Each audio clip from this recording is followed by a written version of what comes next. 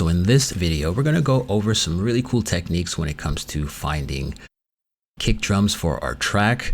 I use this technique that allows me to cycle through a number of kick drums that I've synthesized over some time here. So this particular example, we're going to be using the SynthwavePro Lo-Fi Kicks Volume 1. If you guys are interested in picking that up, use the links in the description. There's Volume 1 and Volume 2.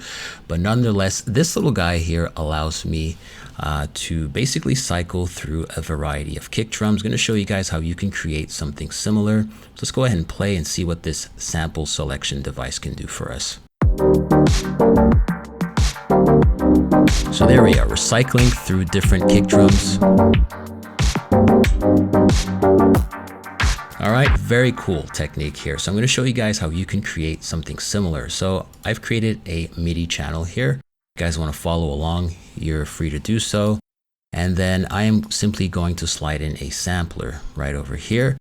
Select it, click Command G. This will set it in its own enclosure. And once that's done, I'm going to select the zone editor right here. This menu pops up. And this is the location we're going to be sliding our kick drums here. So let's head on over to the SynthwavePro Kick Lo-Fi Volume 1, grab all the samples and just drop them right over here. And so you can see that we've now loaded all of our kick drum samples here. All right, so in order to use that selection tool I've just showed you, let's head on over to the selection pane, right click and select Distribute Ranges Equally.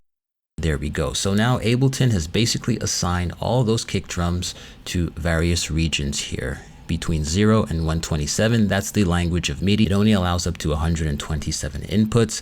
And so now what I can do here is grab this selection tool, right click, and then assign it to macro control number 1.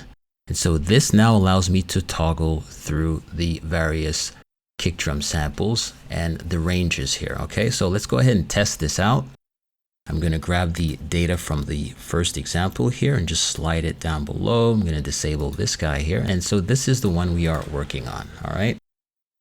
So now I have the ability of cycling through different kick drums. So you can see that here.